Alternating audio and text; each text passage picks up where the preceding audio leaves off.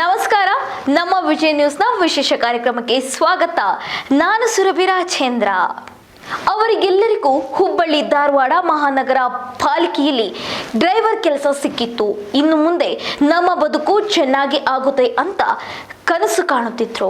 ಆದರೆ ಪಾಲಿಕೆ ಅಧಿಕಾರಿಗಳ ಎಡವಟ್ಟು, ಆಡಳಿತ ಪಕ್ಷ ನಿರ್ಲಕ್ಷ್ಯದಿಂದ ಅವರ ಬದುಕು ಈಗ ಬೀದಿಗೆ ಬಂದಿದೆ.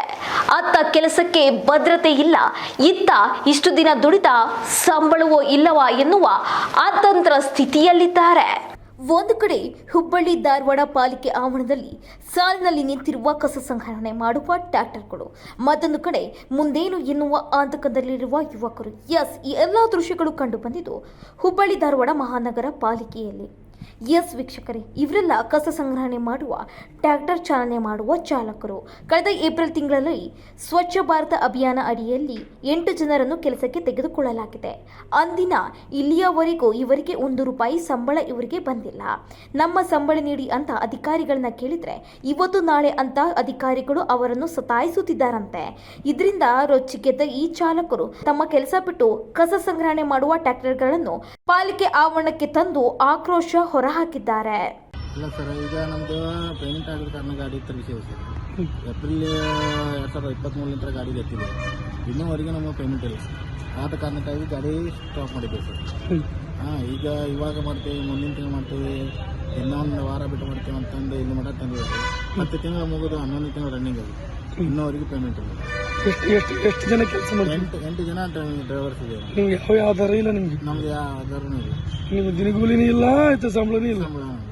ಆ ಕಾರಣಕ್ಕಾಗಿ ನಾವು ಗಾಡಿ ತರಬೇಕಂದ್ರೆ ಸ್ಟಾರ್ಟ್ ಮಾಡ್ತೀವಿ. ನಿಮ್ಮ ಹೆಸರು? ಕಾಶಿನಾಥ್ ಅಂತ. ಪಾಲಿಕೆ ಇವರಿಗೆ ಸಂಬಳ ನೀಡಲು ಸತಾಯಿಸುತ್ತಿರುವ ಹಿಂದಿನ ಅಸಲಿಯತ್ತೇ ಬೇರೆ ಇದಿದೆ. ಅಸಲಿಗೆ ಕಳೆದ 1 ವರ್ಷದಿಂದ ಪಾಲಿಕೆಯಲ್ಲಿ ಇವರು ಚಾಲಕರಾಗಿ ಕಾರ್ಯನಿರ್ವಹಿಸುತ್ತಿದ್ದಾರೆ ನಿಜ. ಆದರೆ ಅದು ಕೇವಲ ಬಾಯಿ ಮಾತಿನಲ್ಲಿ. ಇವರು ಪಾಲಿಕೆ ಚಾಲಕರು ಅನ್ನೋದಕ್ಕೆ ಯಾವ ದಾಖಲೆಗಳು ಸಹ ಇಲ್ಲ. ಹೌದು, 2023ರ ಅವಧಿಯಲ್ಲಿ ಪಾಲಿಕೆ ಕಸ ಸಂಗ್ರಹಣೆ ಸಹಾಯಕರು, ಟ್ರ್ಯಾಕ್ಟರ್ ಚಾಲಕರು ಸೇರಿ ಒಟ್ಟು 70 ಜನರು ಬೇಕು ಅಂತ ಸರ್ಕಾರ ಕೇಳಿತ್ತು. ಇದರ ನಡುವೆ ಪಾಲಿಕೆ ಮನವಿ ಸರ್ಕಾರದಂಗಳ ಸೇರುವ ಮೊದಲೇ ಹೇಗಿದ್ದರೂ ಅನುಮತಿ ನೀಡುತ್ತೆ ಅಂತ ಪಾಲಿಕೆ ಈ 8 ಮಂದಿಯನ್ನು ಕೆಲಸಕ್ಕೆ ಸೇರಿಸಿಕೊಂಡಿದೆ. ಸರ್ಕಾರ ಆದೇಶ ಬಂದ ತಕ್ಷಣ ನೇಮಕಾತಿ ಪತ್ರ ನೀಡುತ್ತೇವೆ, ಈಗಲೇ ಕೆಲಸ ಆರಂಭಿಸಿ ಅಂತ ತಿಳಿಸಿದ್ದು ಅಧಿಕಾರಿಗಳ ಮಾತು ನಂಬಿ ಚಾಲಕರು ಕೆಲಸ ಆರಂಭಿಸಿದ್ರು. ಆದರೆ ಪಾಲಿಕೆ ಮನವಿಗೆ ಸರ್ಕಾರ ಕತ್ತರಿ ಹಾಕಿ 70 ಜನರ ಬದಲಿಗೆ 35 ಜನರನ್ನು ತೆಗೆದುಕೊಳ್ಳಲು ಅನುಮತಿ ನೀಡಿದೆ. ಇದರ ಜೊತೆಗೆ ಮತ್ತೊಂದು ಕಡೆ ಧಾರವಾಡ ಜಿಲ್ಲಾಧಿಕಾರಿಗಳು ಆ 35 ಜನರ ಆಯ್ಕೆ ಪ್ರಕ್ರಿಯೆ ಬಗ್ಗೆ ಮಾಹಿತಿ ಸಹ ಕೇಳಿದ್ದು ಸದ್ಯ ಈ ವಿಚಾರ ಹಗ್ಗ ಜಗ್ಗಾಟದಲ್ಲಿದೆ. ಆದರೆ ಇದರಿಂದ ಶಾಪಗ್ರಸ್ತರಾಗಿರುವುದು ಮಾತ್ರ ಈ ಅಮಾಯಕ ಚಾಲಕರು. ಇವತ್ತಿನ ದಿವಸ ಒಂದು ಬೆಂಗಳೂರು ಬಿಟ್ಟರೆ ಎರಡನೇ ದೊಡ್ಡ ಮಹಾನಗರ ಪಾಲಿಕೆ ಅಂತಂದರೆ ಹುಬ್ಬಳ್ಳಿ ಧಾರವಾಡ ಅಂತ. ಅದರಲ್ಲಿ ಒಂದು 8 ಜನ ಟ್ರಾಕ್ಟರ್ ಡ್ರೈವರ್ಸ್ ಕೆಲಸ ಮಾಡ್ತಾರೆ. ನಮ್ಮ ಸ್ವಚ್ಛ ಭಾರತ ಇದರಲ್ಲಿ ಕೆಲಸ ಮಾಡ್ತಿದ್ದಾರೆ. ಈಗ 10 ತಿಂಗಳಾಗಿ, ಈಗ 11ನೇ ತಿಂಗಳ ಸ್ಟಾರ್ಟ್ ಆಗಿದೆ. ಇವತ್ತು ಮಟ್ಟ ಅವ್ರಿಗೆ ₹1 ಪೇಮೆಂಟ್ ಇಲ್ಲ.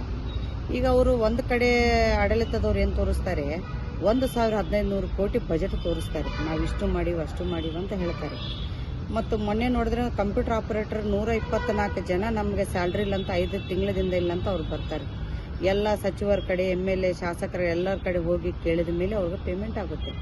ಅದು ಆದಮೇಲೆ ನೌಕರರು ಬಂದಿದ್ದಾರೆ, ನಮಗೂ ಇನ್ನೂ ಪೇಮೆಂಟ್ ಆಗಿಲ್ಲ ಅಂತ.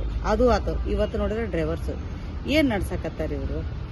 ಅಧಿಕಾರಿಗಳು ಏನು ಮಾಡ್ತಿದ್ದಾರಂತ ಆಡಳಿತ ಪಕ್ಷದಲ್ಲಿ ಇದ್ದಂಥವ್ರು ಅದನ್ನು ಚೆಕ್ ಮಾಡಬೇಕು, ನೋಡಬೇಕು, ಕೇಳಬೇಕು.